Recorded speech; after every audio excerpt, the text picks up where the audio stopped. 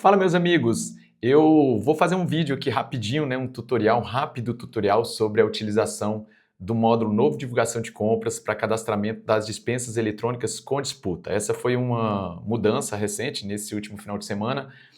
Houve essa migração do cadastramento das dispensas eletrônicas que até então estavam sendo feitas lá no SEASGNet, agora para o módulo novo de divulgação de compras. E aí você deve estar perguntando, Evaldo, mas o que mudou, né? Primeira coisa, antes de mostrar o procedimento, o que mudou? Mudou muita coisa. Por exemplo, agora as dispensas eletrônicas, principalmente para quem utiliza o PGC, para quem utiliza os artefatos de planejamento dentro do Compras Gov, vai poder aproveitar todos os anexos, todos os documentos que foram produzidos dentro da própria plataforma.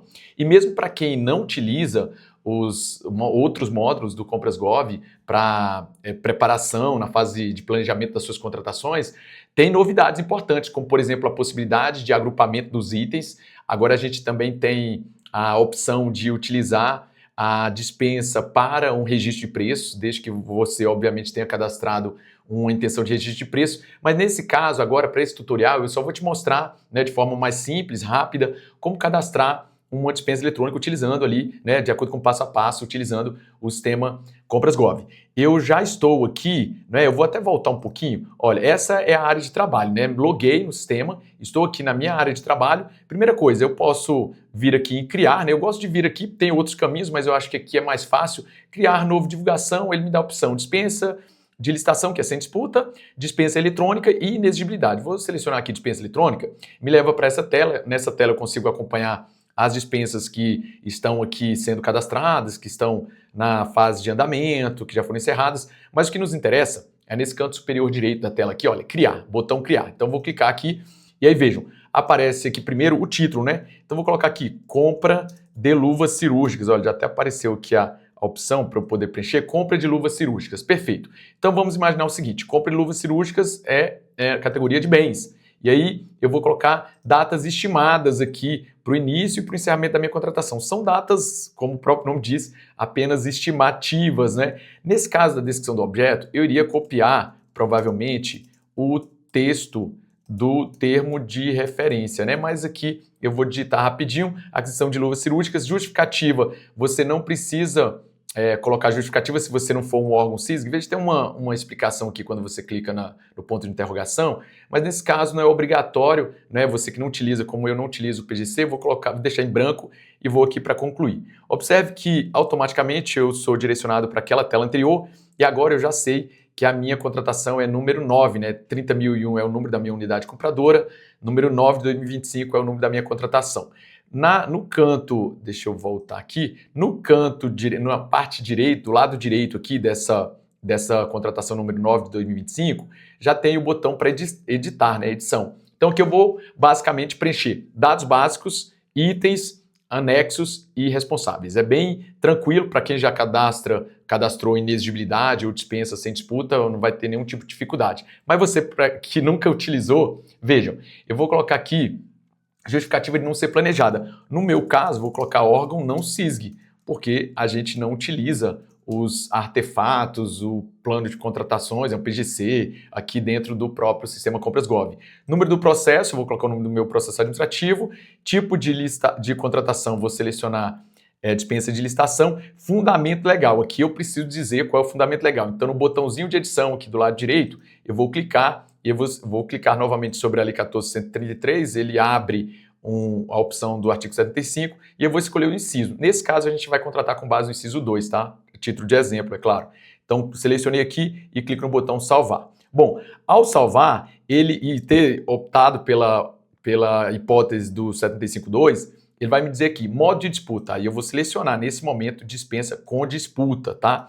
Se é uma dispensa com disputa, ele vai me pedir qual é a data de início e de término para recebimento das propostas. De acordo com a IN 67, são 3 dias úteis. Então vamos imaginar que vai, e aqui até corrigiram algo que precisava ser corrigido, né? Vai começar amanhã, hoje é dia 8, então eu tenho que colocar dia 9, né? Eu sempre gosto de colocar às 8 horas, né? Começando às 8 horas, então a gente coloca que fixa o prazo para começar às 8 horas do dia seguinte, ao dia que a gente está cadastrando, e aí no caso vai ficar dia 9, 10 e 11. a sessão pública, né, aliás, o recebimento da proposta, a sessão pública será no dia 12 e o recebimento da proposta tem que ser imediatamente anterior ao início da sessão pública. Ou seja, nesse caso, eu vou colocar aqui para começar às 8 horas do dia 12. Por quê? Porque o dia 12 é o quarto dia, então eu vou ter ali o início da sessão pública no dia 12, às 8 horas. Como a própria IN estabelece o prazo mínimo de 6 horas e máximo de 10 horas, então eu sempre gosto de deixar 6 horas. Participação exclusiva de MEPP. Se você não marcar, você tem que justificar, aqui o próprio sistema te dá as justificativas. Vamos imaginar que nesse caso seja exclusivo para MEPP. Já está pronto aqui praticamente, né, a nossa dispensa, então a gente vai passar para o próximo item, que é para a próxima etapa, que é o cadastramento dos itens, né? Então eu coloquei aqui nos itens e aí eu preciso selecionar o item, né? Tem um botãozinho adicionar aqui, eu poderia adicionar quantos itens eu quisesse, então vou colocar aqui, olha, luva cirúrgica. Aí já apareceu para mim aqui, eu vou selecionar o primeiro, né, só para a gente não perder muito tempo aqui nesse vídeo.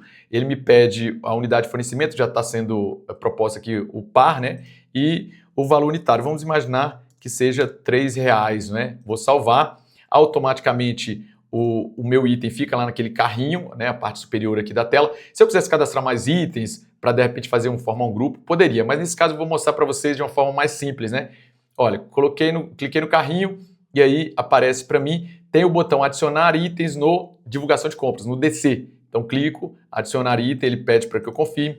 Confirmei. Aí nessa tela eu tenho que complementar algumas informações, como por exemplo a quantidade, o intervalo mínimo entre lances. Como que eu faço isso? Né, posso colocar aqui um apelido, né, se você estiver fazendo muitos itens e quiser colocar um apelido, mas como que eu vou fazer aqui a inclusão dessas informações, né, sobre esse item? Eu clico na setinha e aí ele me apresenta aqui, olha, critério de julgamento, menor preço ou maior desconto. No nosso caso, será o menor preço, né? Tipo de variação, eu sempre sugiro colocar monetário quando o critério é menor preço. Então, vou colocar aqui 1 centavo, porque, na verdade, é um valor de R$3 unitário, né? Vou colocar aqui 1 centavo.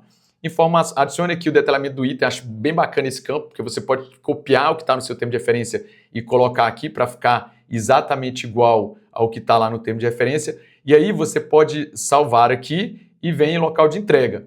No local de entrega, eu vou clicar no mais, já ter as informações aqui do meu órgão e vou colocar a quantidade, né? Aqui na parte inferior da tela eu tenho que colocar a quantidade.